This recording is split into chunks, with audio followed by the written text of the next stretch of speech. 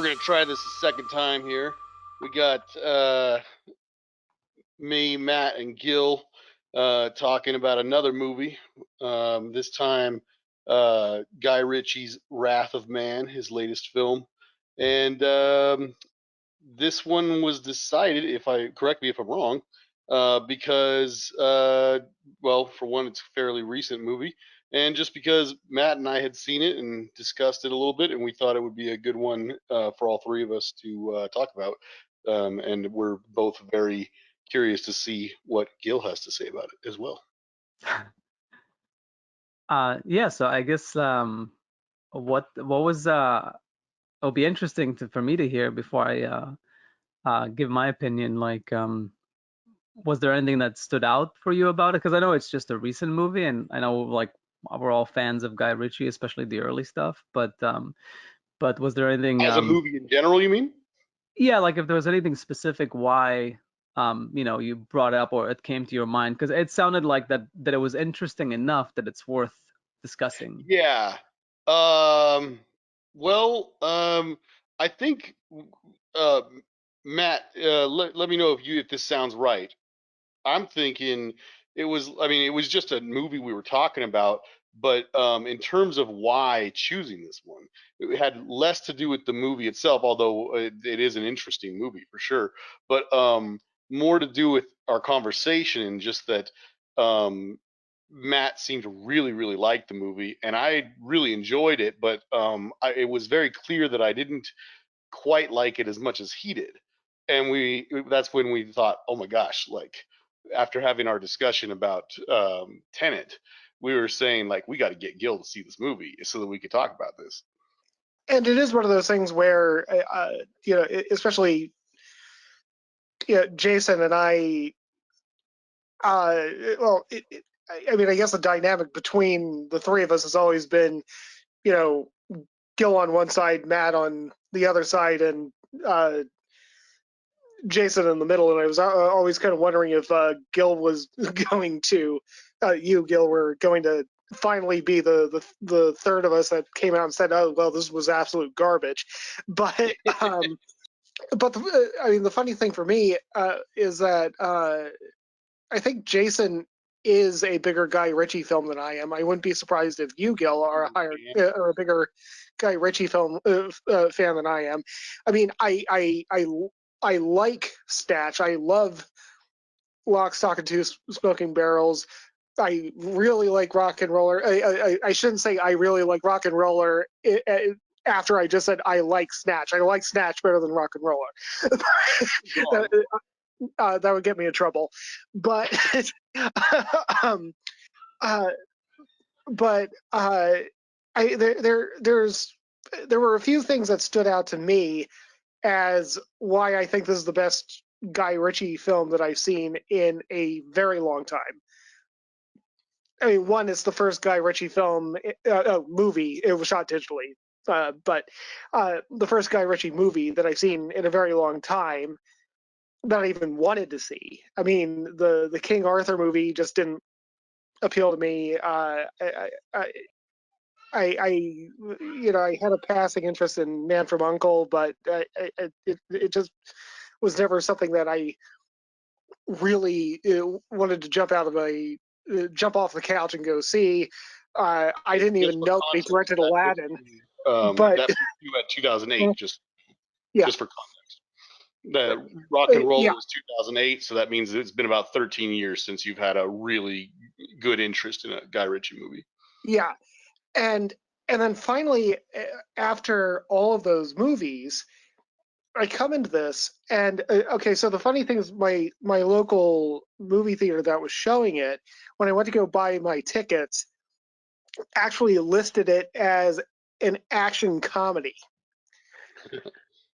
And if you're somebody who hasn't seen Wrath of Man and you just see Guy Ritchie, you do think Rock and Roller, you do think the Sherlock Holmes movies, you do think Snatch, you do think Lock, Stock, and Two Smoking Barrels. You can understand why somebody would come into the movie with that without assumption, and just like social media person, whatever puts it up there. Oh, it's the new action comedy by Guy Ritchie. There was maybe one chuckle in the theater, the entire film. Uh, I mean, it's really dark. It's really brutal. Um, I but mean, he's got some dry humor, like Jason Statham there, like when he's doing yeah, his like I'm a nobody role, yeah, in the Yeah. yeah. And it was fun that he was only ever referred to as 8 for the majority of the movie. But it was also just a stylistic break from Guy Ritchie. Like he built his career off of like overcranking the cameras, undercranking, you know, uh, uh, high contrast, stylized, desaturated, almost monochromatic at times, grainy, um, you know, very, very kind of music video kinds of filmmaking. And, you know, this was a movie where he finally took a breath and showed that he could do something else, Well, at yeah. least for me. It's Uh, definitely.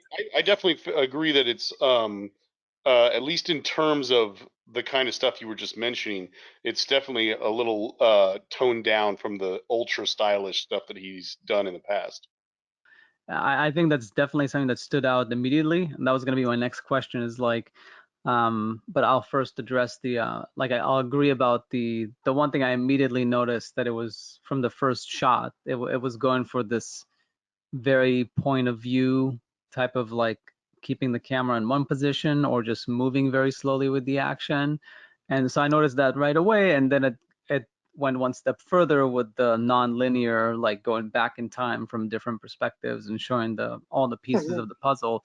So it was definitely doing something different there. He's done puzzle pieces before. Um, Yeah. and I guess yes. Jason, you could attest to that more, because you've probably seen more of his recent movies than me, for sure. I'm not sure about Matt, Yeah. but how much is this a departure from his more recent ones? Because it does seem like he basically said like, hey, you know what? I've made a few movies. Some were more successful than others, but let's really like swing for the fences, stylistically speaking. So he kind of like it feels like he really committed to something with this one. That's not my final verdict about the movie, but at least stylistically, I'll say that it's it's got something going on. Like it's tried to do something for sure. Yeah. I definitely I have not seen the movie he made 2 years ago, The Gentleman. That's what I was trying to see today. It's the one with Matthew McConaughey. I've Uh, actually not met someone yet who has seen it, so it's kind of frustrating. For all I know, it's fantastic, but I haven't really. I don't know what the reviews are or anything on that one. It kind of was a sleeper for me. Other than that, I have seen all of his movies except for the King Arthur one, just because the trailers looked so bad. I had no interest in seeing that one. And then way back early in his career, like right after, I think probably right after he married Madonna or something like that, he made some movie called Swept Away, which I've also not seen. But other than that, the rest of his movies, Lock, Stock, Snatch, that BMW short film that he did, the oh yeah. Revolver, Rock and Rolla, Sherlock Holmes 2, Man from Uncle, and Aladdin. I have seen. I mean, like you were saying, there's um, I definitely don't think I'm trying to think back through all these movies.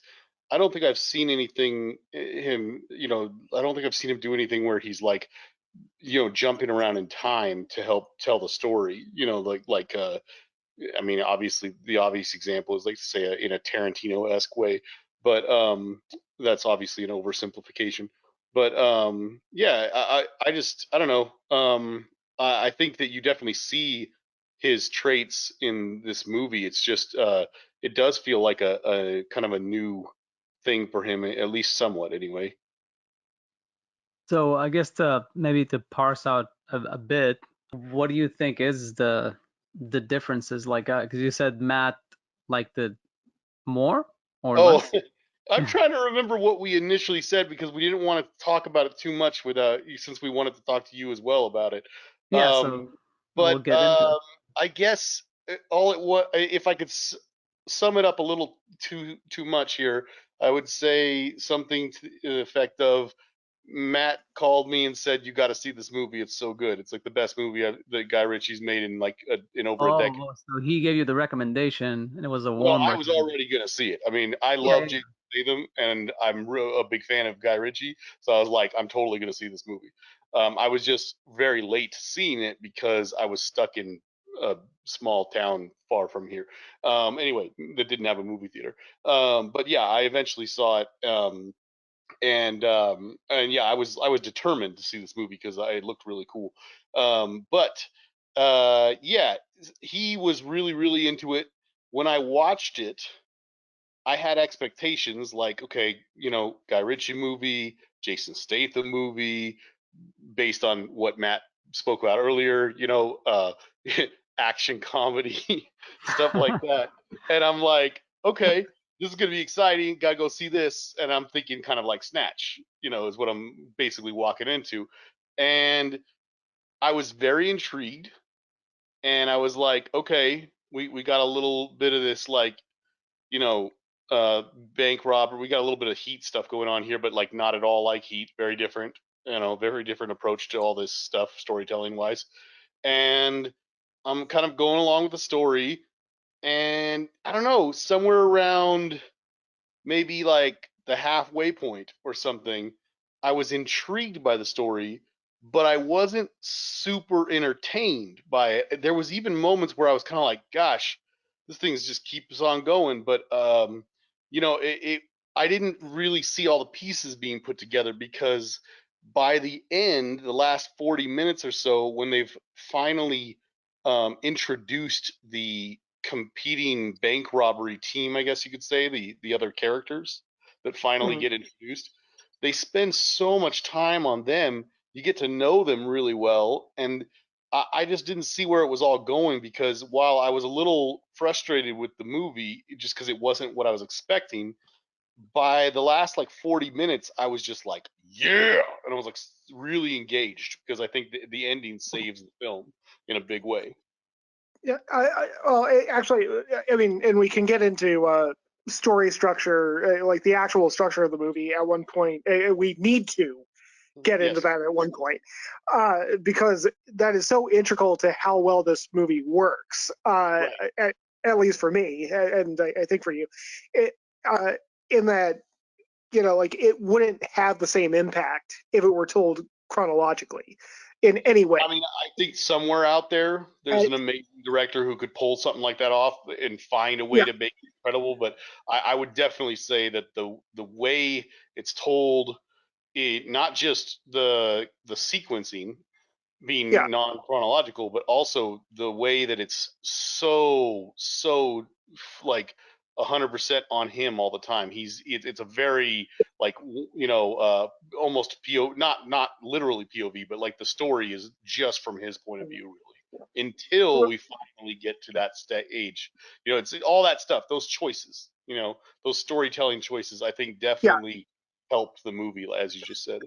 Now, this just popped into my brain, and this is probably going to sound Catch really it. dumb. Okay. Really dumb. Swing and a miss. You mentioned Heat. Yeah. This movie is not Heat. No, not at There all. are a lot. There are parallels to be drawn. Yeah. In fact, a shocking amount of parallels to be drawn. I think you could argue that the opening heist sequence in Wrath of Man actually bears some real resemblance to the opening heist sequence in Heat, just Of told from course. the opposite perspective. Absolutely. Just entirely off the wall. You think about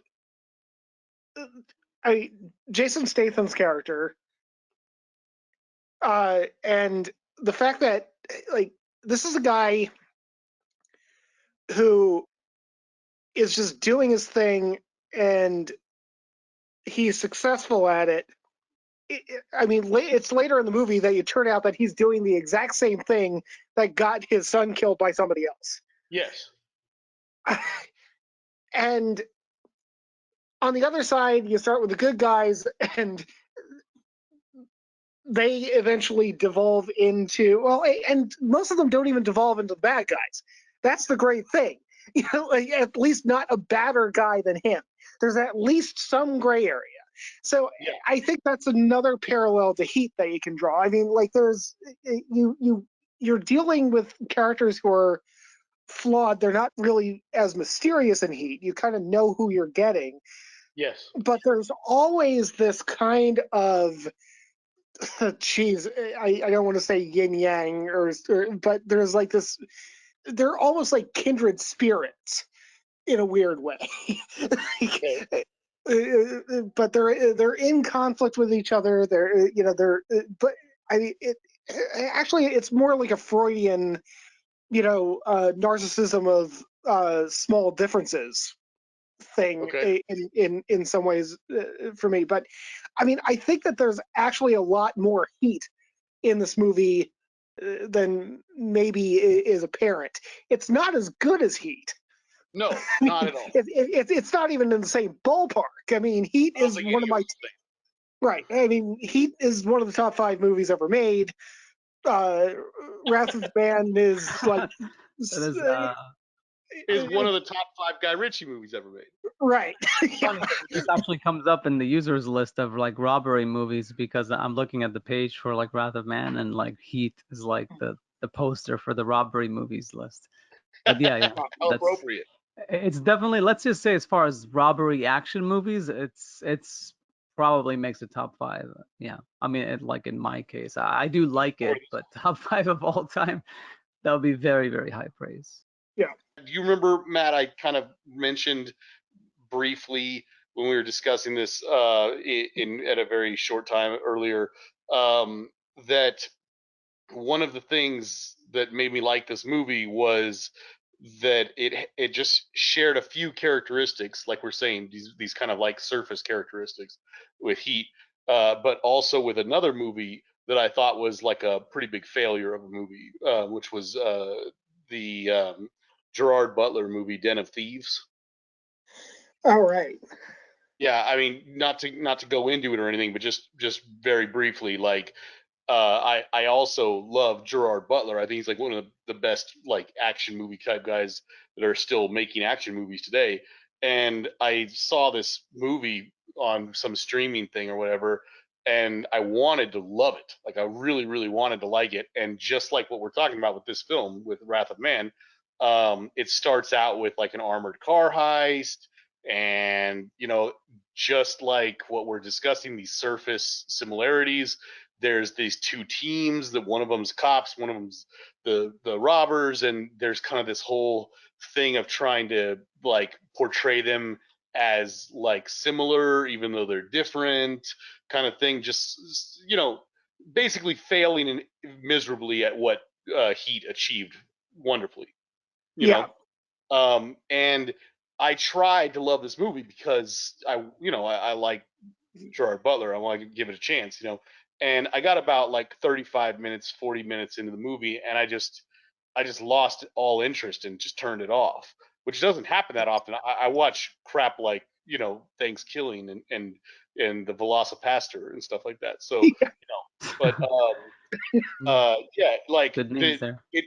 yeah, the this Guy Ritchie movie, Wrath of Man, while I was a little frustrated with it being so different than what I expected, by the time the movie was done, I was just like, holy hell, it may not be Heat, but it's definitely a lot better than that Den of Thieves movie I almost finished watching. So Yeah. it's funny. So it seems like Matt's recommendations slightly like reduced your enthusiasm for it once you watch it, but the movie you saw before it or close to it helped elevate it a bit. So Yeah, by the time yeah, I was done watching it, I was like, holy hell, that was a hell of a lot better than that turd. yeah, I Yeah. guess perspective matters. Yes. Well, Just what the the movie's thing is, about, kind of.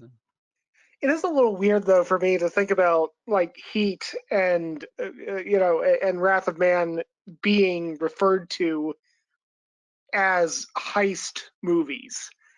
I mean, they are movies that involve heists, Right. They're not in that same what would you call like but that it's not Ocean's 11 yeah, exactly. Yeah. or The Score or something like that. I mean, It's a device for what it was. right. Yeah. Yeah. Yeah, right. And um, I mean, fundamentally, Wrath of Man is It's a your revenge. classic revenge. Yeah, it's a revenge movie.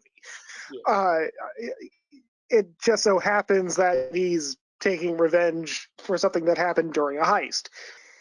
But I mean, so much about all of these movies that try to fall into this. Uh, well, I mean, obviously, this isn't even cop and robber genre. When we're Not talking really. about Wrath of Man, um, but like these warring factions and so on and so forth. So much about what makes okay, and this is what made Wrath of Man stand out to me over so many other movies that kind of talk about or try to explore these kind of uh, the gutter of civilization where these people are making seriously good livings over the misery of others, Yeah. killing each other mercilessly and so on and so forth. And just imagine if Guy Ritchie had shot this movie like he did Snatch, Okay. or even if you go halfway. It's like a fast cutting. Go in on the insert of the gun. He pulls the trigger. Guy, slow motion, blood splatter. The violence suddenly, even though it's still gratuitous, isn't as grotesque or shocking. It just becomes gratuitous, and I mean, like that's something that Guy Ritchie has done so much in his past, was doing that kind of like that glorification kind of Yeah, through the camera. you're talking about like in his previous movies the violence is more entertaining, whereas in this one it's a little more shocking. Yeah, I mean, like when they're walking through that porn set, Yes. uh, and it's just one shot Yeah. in and out. Just you got that naked dude lying on the floor. How old are those girls? Not old enough. Bam bam. Emotionless. Just shoots the guy in the back, kills him. Done. Out. Yeah. You know, and like all the blood splatter in the world isn't going to make a scene that violent. I mean, that is a violent scene. Yeah. And it's not because of how much blood is on the screen. It's just because it's slow, it's methodical, it's calculated. Yeah. He's made a very cerebral, not passionate, very cerebral decision to kill a guy very dispassionately, and he walks off like it's nothing. And we're watching it in a very dispassionate, from a very dispassionate point of view. Yeah. Yeah. No, I mean, so I'll say, as far as like my reaction to it, is Yeah. What did you that, think overall? yeah, overall, I think I liked it. I mean, I liked it well enough. I appreciated what it was trying to do with the point of view, with the non-linear, like going back, showing it from a different perspective or a different part of the story. It was interesting when it shifted point of view completely to the military guys, the ex-military guys, and their story. It's basically a movie about villains. Like everybody's a villain. Like the ex-military guy are villains. Jason Statham is obviously a villain, and even the nicest guy of the bunch. Josh Hartnett? Oh no, the other guy, Bullet something or whatever. Oh yeah, yeah, Bullet like Yeah. becomes like, spoiler alert, of course. Like becomes like the bad guy, the mastermind in the end. Even though like, one thing I'll say, they did a good job like of like, the whole usual suspects thing, like where Josh Hartnett like yeah, comes off as like he's probably the mole, like the person that's feeding yeah. information. Then it ends up being Almost the certainly. nicest guy. Like it was a nice diversion. So and I give them credit. I didn't spot that. I totally was gonna go. It seemed too obvious, but I was like, yeah, but then this movie is kind of obvious. It's been till now, so I wouldn't be surprised if it went that route. So yeah, and that's the biggest thing I would say as far as criticism is that ultimately kind of reminded me of like talking about Christopher Nolan again, like The Prestige in a way. Like The Prestige was a very impressive movie, and it was very elaborate and clever on how it set everything up.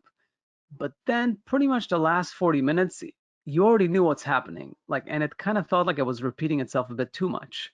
Mm, Like I knew where it was going, and similar with this movie is like I know he's gonna get the guy who killed this kid. The question, how is it gonna happen?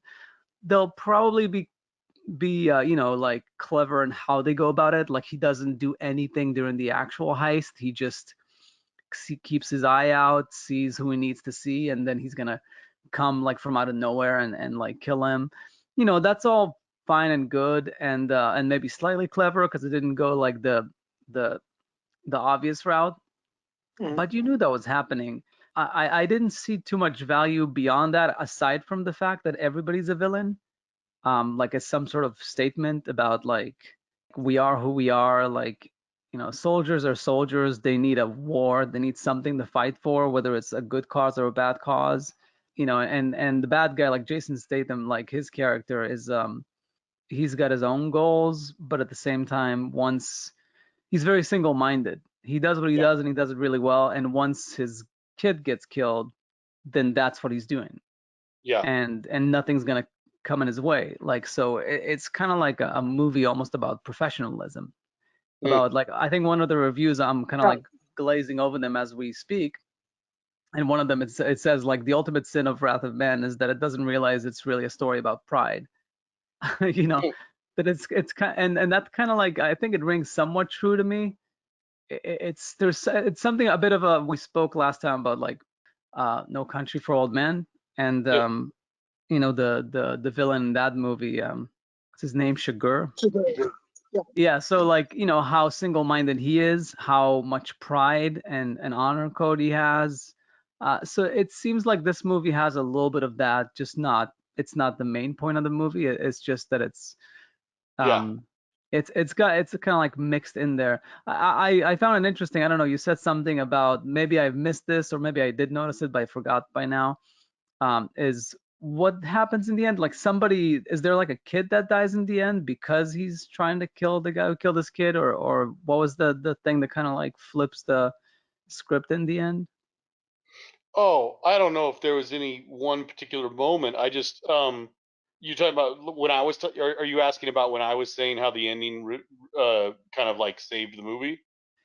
Oh no, that's the one thing. But I think Matt said something about Oh, how that it also ultimately about a person that's trying to avenge the death of their child, but ends up getting another child killed, something like that. Or No, is oh that? no, no, Oh no. I don't believe that's what I said, but if I Okay. did, I misspoke.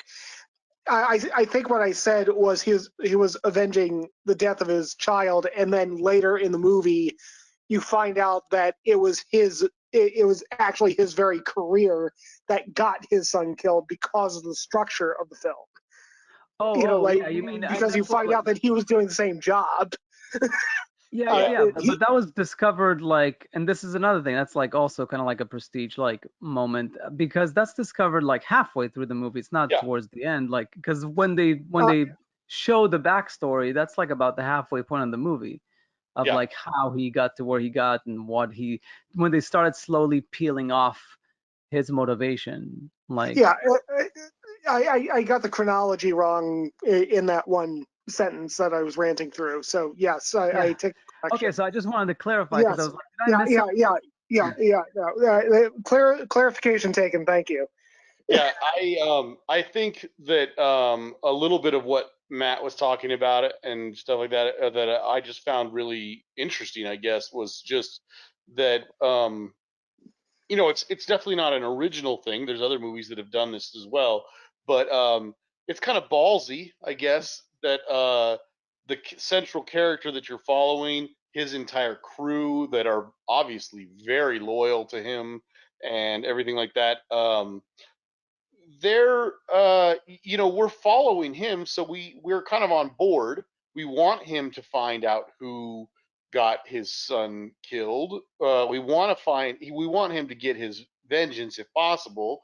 But slowly over the course of his whole they show the steps that he took before deciding to just go on his own and you know and do what he does throughout the rest of the movie, which is to kind of go undercover in a way. But before all of that, you know, um, we we get to see all the steps he's taking to try and find to get information about who he needs to go kill and everything. And we see that he is running his own crew, his own bank robbery crew, and really like Matt alluded to earlier, that he's not really any better than them. He's not a more moral person. You know, he's he's probably a little bit better at his job than they, at robbing stuff than they are. But it's kind of a ballsy, way to make your movie that these aren't really good people at all. And also, by the way, I'm glad that the way that I said the chronology was wrong, because I can't imagine a more cloying, melodramatic bullshit ending than somehow structuring it as like the last reveal at the end that all this time Jason Statham was always doing the same jobs that these guys were doing. Mm. I mean, like, no, you have to know that earlier in the movie. Otherwise, it's just a bunch of melodramatic bullshit at the end to try to get a cheap, you know, moment, which would have been really bad. You know, the I fact mean, that okay, someone could have done it. I don't really know. I think it would have cheapened it, like you said, but I don't know if it's impossible. I don't know if it's impossible, but I mean, it would be very hard to give you context. And but I mean, no, I think it goes on the ride with the movie Yeah, that okay, we've been entirely on board with this person. There are a few like red flags, right? Well, yeah, I mean, a large part of the first portion of the movie is you kind of looking at Jason Statham through the eyes of the other security force guys. sure. Like who the fuck is this dude? Like, I mean, you're watching him barely pass his tests and deliberately barely passing his tests, barely qualifying. They give you that first action sequence with Post Malone for God knows why, and suddenly he reveals himself to be a superhuman killing machine. Okay, questions. We don't have the answers, just like the guys around him don't have the answers. So you're getting suspicious along with Bullet and what Baby Sweat, what Josh Hartnett, Boys, um, Boy Sweat, yeah. And Boy Sweat, yeah.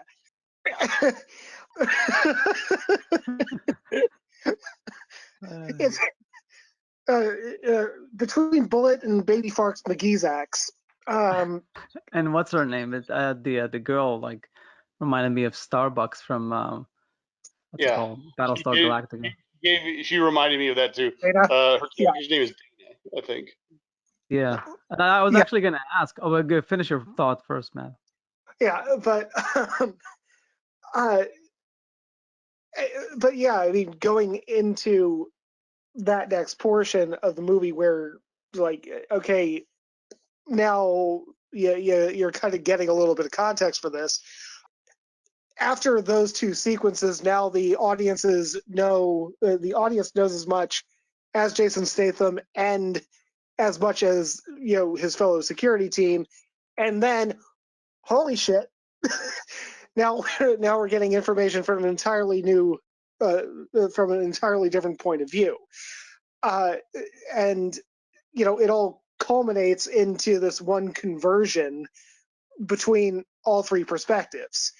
Right. And I mean, I guess that's where, as I said before, we had to talk about story structure, and we're already talking about it. But um, I mean, I thought it was kind of neat how the movie kept us in the dark. It wasn't shot on About film. right, yeah, about Jason Statham. Then it kept us in the dark. Still kept us in the dark about the crew who ended up killing his kid. It answered a lot of questions that we had before, and then finally, we get into this this third, I don't want to say tangential portion where we're dealing with the military guys, and suddenly when you add all that information together, put it all together, there is just something that clicks about how, like, if the movie were laid out chronologically, it wouldn't have worked as well dramatically, but it would have all made sense. And there's finally this. I almost feel like the movie was built around context more than, well, I mean, obviously not built around chronology, but more built around relevant events, but whether or not they happened at the same time. But yeah, I guess I'll concur. I'll say, like, it is interesting that there's like three perspective. The one that's the, I guess, real time, you would say, where like it's him being a mystery, which is mostly just to keep it interesting and Yeah. mysterious. And then there's his point of view of Mhm. like how he goes out with his kid for a day out, that stuff happens. And then the third one is the ex-military guys and their point of view and how they essentially on a collision course with him, whether it's when they kill his kid and whether it's later on when in the climax. So it's definitely it's clever, but it's not over the top. Like it's not hyper over the top, like we said. Like it's definitely an interesting choice to make it very deliberate and Yeah. very contained, like very disciplined. So it's and I think you're right.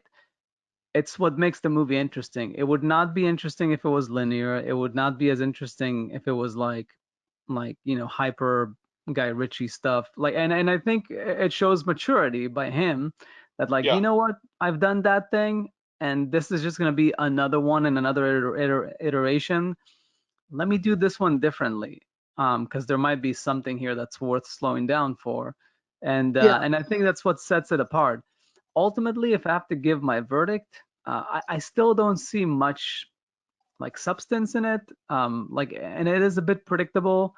It's got some good diversions, but ultimately, like, once you know that he's, I mean, a lot of movies you know where they're gonna go, but this one specifically, I felt like I almost felt like there's not gonna be. I didn't even have any satisfaction when he got the guy. I mean, the guy was a jerk. He was a loose cannon, but is he worse than Jason Statham? I'm not sure. If I had to choose between him and Jason Statham, like surviving in the world, I might choose the jerk. Like Scotty's Jason Statham is way more dangerous for the world and a way bigger villain. And maybe that's ultimately what's remotely interesting about the movie is that, like, I don't even like relate too much to his relationship with his son. None of that was like done very effectively. yeah. He's just a bad guy. He's got some emotions. He's got some feelings to his biological kid. So I'm assuming he's gonna want to kill whoever killed his kid.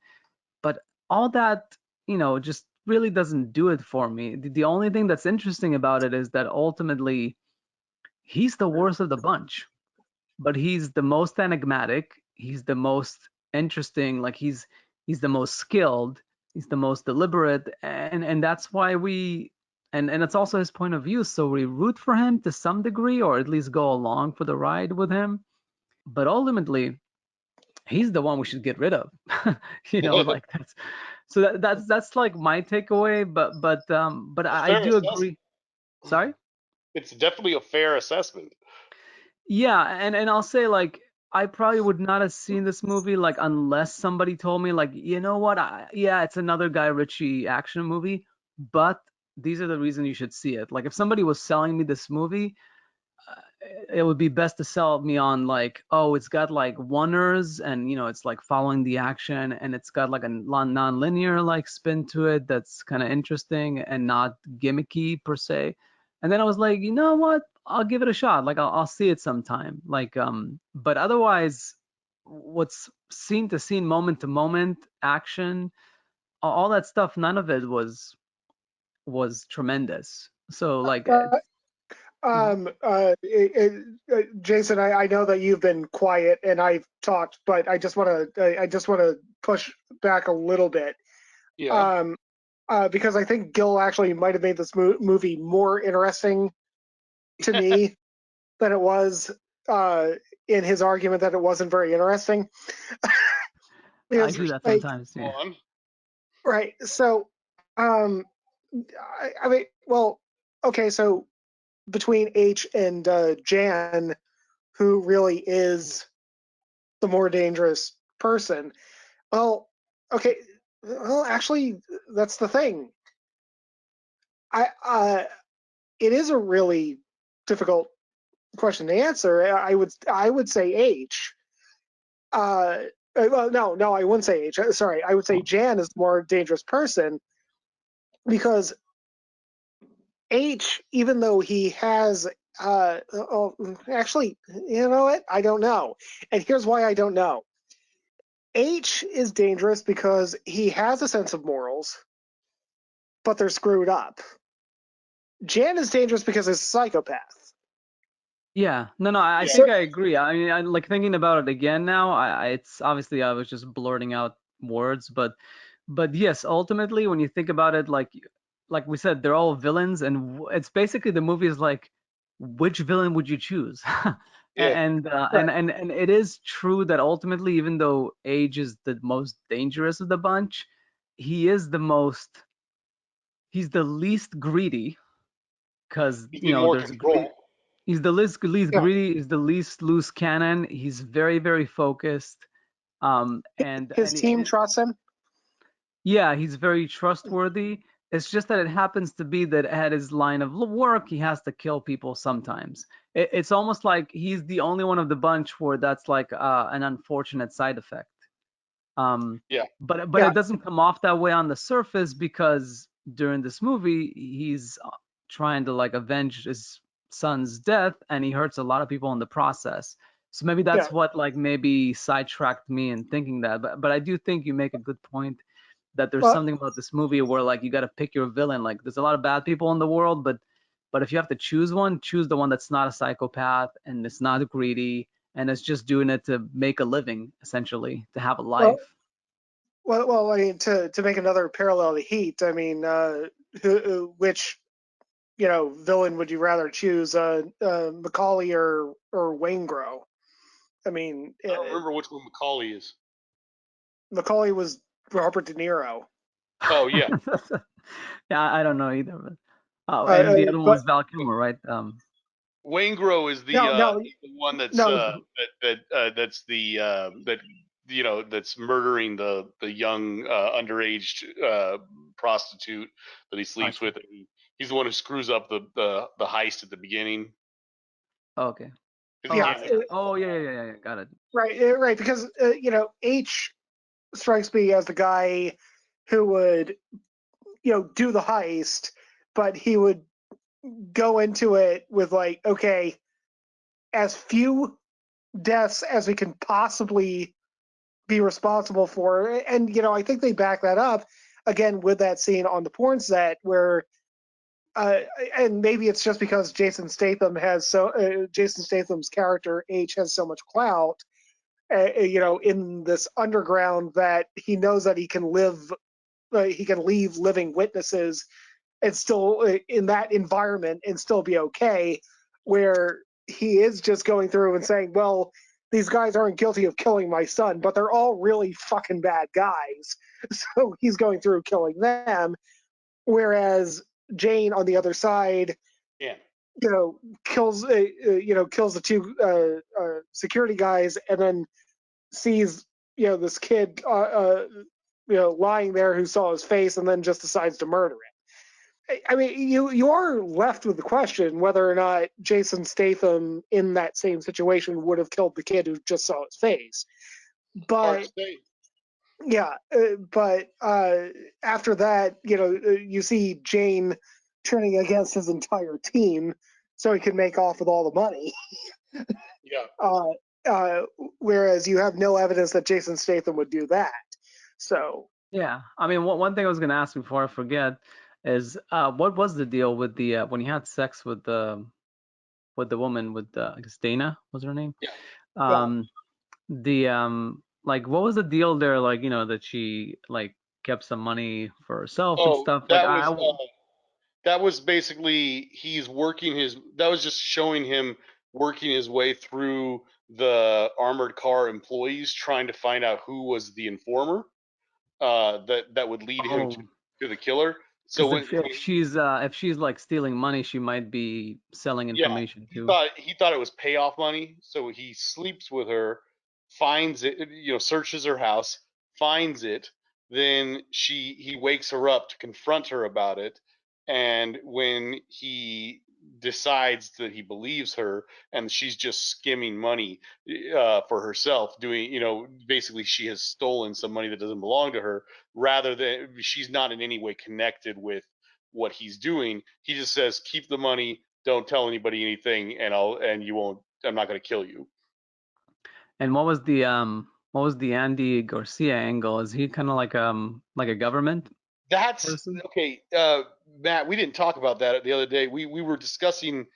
I was trying to tell Matt the other day the one thing that kind of frustrated me about the movie, with certain things being unclear, and I didn't even mention that part. But yeah, I thought it was clear who he was. I just didn't think they did a great job explaining.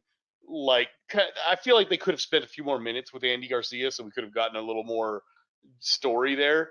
But yeah, he's plays a character called Agent King, and the way I understand it is that was his starting point. Was Jason Statham goes to him to get a list of people who most likely would either have been involved or would know who was involved, and that's where he starts going down that list and killing people. I see, but he's not like a government agent or anything. I think He's he just like is. a what? I think he's involved with the government on some level, probably FBI or something like that. FBI. Oh, okay, because that's what I felt like the whole thing about like the hand like looking after the chicken coop or whatever the thing. Because Yeah, when they're talking about like Jason Statham is the one that steals money from these like companies, the armored car companies, yeah, but he's like now joined them for a different reason. yeah. And so they're talking as if like they basically have connections with the government in order to steal money, and maybe there's payout to like the government agents to like It's not super clear. I yeah. just remember there's the part where he specifically hands him a list, and there's a line where Andy Garcia says something to the effect of, I'm going to mess this up. I don't remember how he says it exactly, but he kind of says to him like, you've got this much time, and I'm just going to back off, and you do whatever you want, because these people on this list are so bad that if any of them get killed, I'm not going to sweat it, kind of thing, you know. And then Yeah. I, I believe there's a moment where he says, up to a point, I can turn my back, but if things start getting messy, it's going to come back on me if I don't do something, or something like that. I don't remember what, but the gist of it that I got was that he's an FBI agent who would be overseeing that kind of investigation, and he realized that Jason Statham, this bad guy, is going to be killing off a whole bunch of terrible people, and I think he just turned his back on it and just allowed it to happen. Well, but also that in some ways, and this maybe goes back to the different types of villains, that like maybe Jason Statham is the type of villain that the FBI uses Like an informant. as informant, while and the payoff is that they allow them to steal a ton of money by providing them information, I mean, it's definitely from happened in banks the that past. are insured and whatever, and the government takes care of it, whatever. Like there's a lot of money, so Yeah. that kind of a thing. Yeah, but I mean, I'll give it props overall. Like if nothing else, we spoke about it close to an hour now, so Yeah. that is impressive. Like that there's anything like much to talk about. But yeah, so I mean, I guess I don't know, like maybe how would you rank it? Like mostly because I'm just curious, just because like out of 10, just because you and Matt seem to both like it, but you maybe the degree is just different. That's a good question. Like on a 1 to 10 scale, I mean, certainly I really enjoyed it a lot. I'd say like a solid 8. You said an 8? Yeah, like a solid 8. Yeah. Wow, I must have done a number on you because I was going to say a 7. There you I go. think Jason's ranking is just more forgiving. Yeah, it's probably is. Yeah. Not not to get away from the that part of the conversation, but just before I Let's just say forget, I meet also at 7.5 or something. Go ahead. I wanted to just mention a few things, like probably some of the best acting I've seen from Scott Eastwood. I really Oh, like, definitely. Yeah. and I expect good acting from Josh Hartnett because I like Josh Hartnett. I just think that he's been terribly cast throughout most of his career in so many questionable movies or questionable casting choices. But his character Boy Sweat was it wasn't an incredible character or anything, and I think it's easy for him, easier at least for his to do that character than it probably would be for Scott Eastwood's character Jan, just because Josh Hartnett gets the great character that everybody loves. It's hard not to love him. He starts out as a total dick, and then he's like redeemed at the end by being the only one really with any Yeah. balls. So I mean, like that he did great. It's hardly even worth mentioning because it's like I expect it from Josh Hartnett. He's so great, and everything. But also this guy, I didn't know his name until I saw this movie. I looked him up, but I knew his face. But Jeffrey Donovan, he plays the Yeah. leader of the military guys. Yeah. Mm-hmm. Yeah, he's done a lot of television and stuff, and he was in a few other movies. But I think he's like severely underused. I think that he could probably be doing bigger and better parts than he is. Yeah. I certainly think that the movie was well cast, and I mean the performances were generally surprisingly good. I don't think as highly of Josh Hartnett apparently as you do. I mean I You mean in like him. general or in this Okay. movie? No, well, no. I mean, in terms of in general, in this Oh, movie, he just really surprised me. yeah. I thought that he was really solid. I should Um, clarify because you brought that up and it's worth mentioning. In general, I find Josh Hartnett very likable. yeah, That was good casting he for him. Yeah. yeah, he just shouldn't have been in Sin City. Yeah, What? maybe. Oh, jeez, come on. Tiny part? He's just fine. Yes, he was just fine. No, but I'll agree that like if nothing else, especially with like Jason Statham's character like kind of being as prominent as it is, Yeah. and magnetic, like I do feel like that like the whole like the all the roles were like well cast, like were memorable enough for what they needed to be. I did feel like Josh Hartnett was like a bit. I mean, it was a very generic character, but yes, it has that flip towards the end, so it's all good.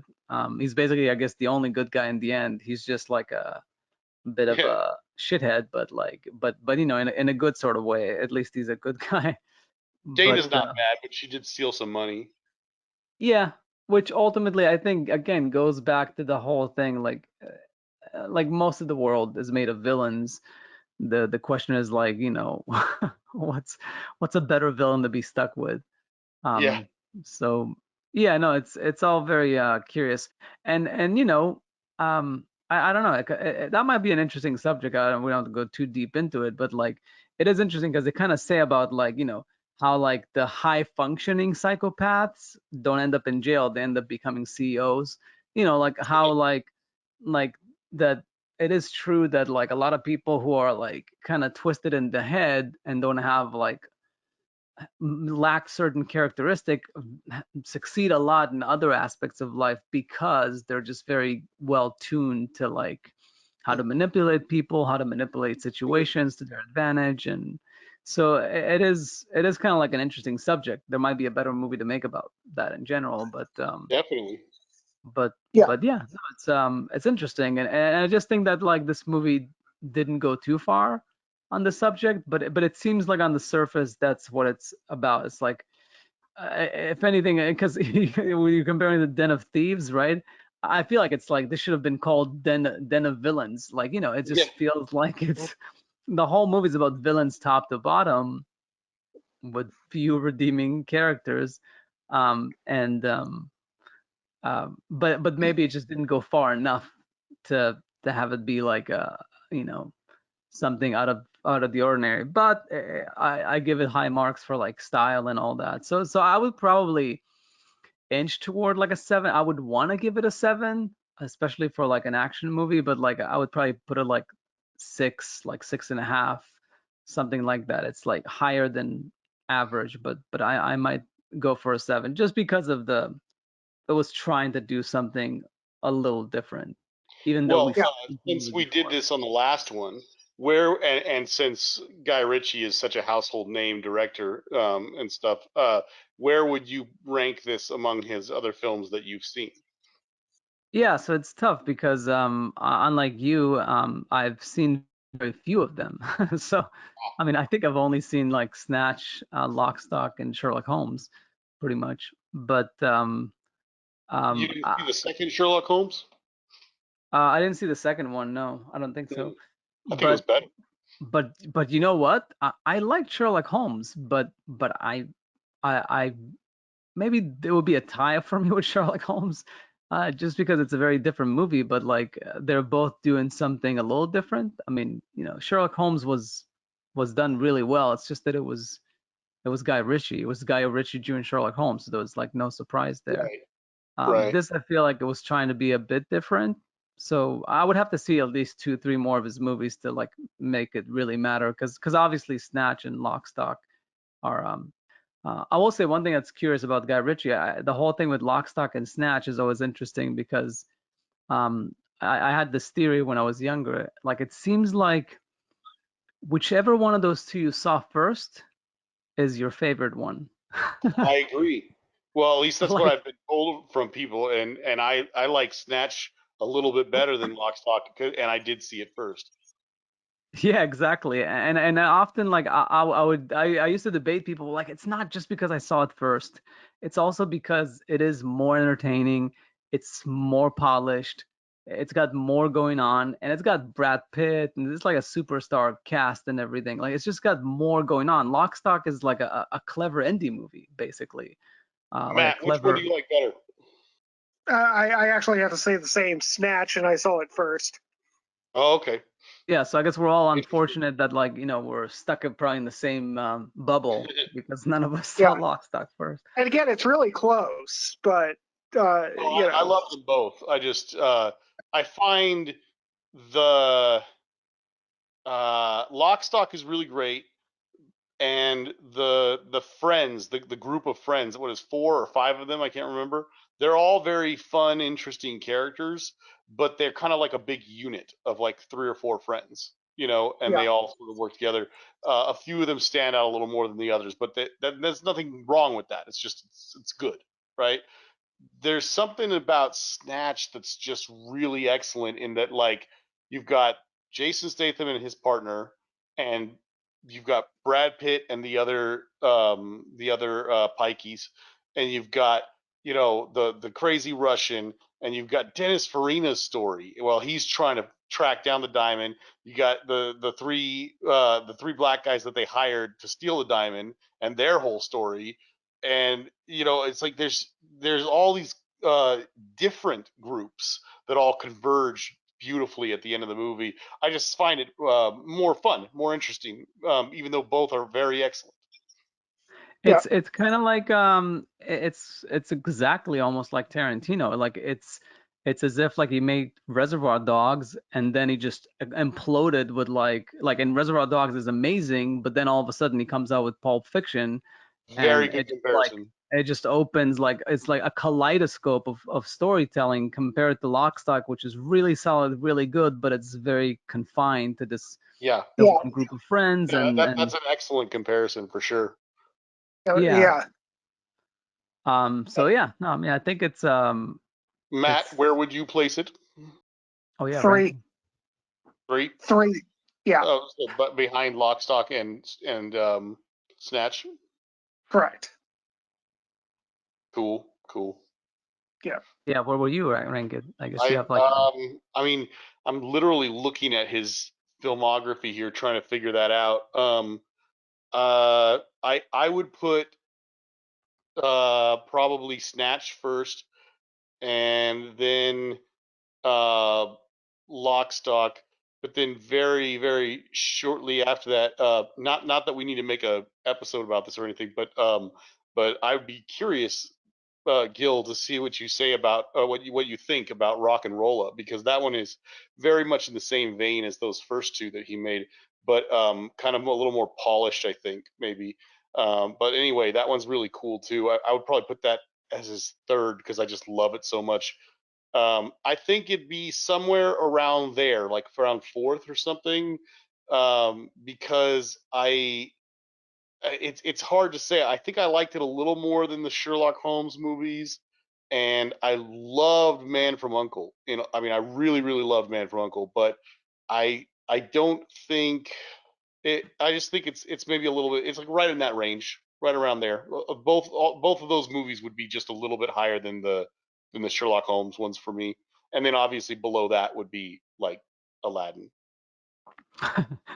Yeah. yeah, actually Rock and Roll Up was the only movie that I regret not getting around to. So maybe I will get around to it eventually, just out of curiosity.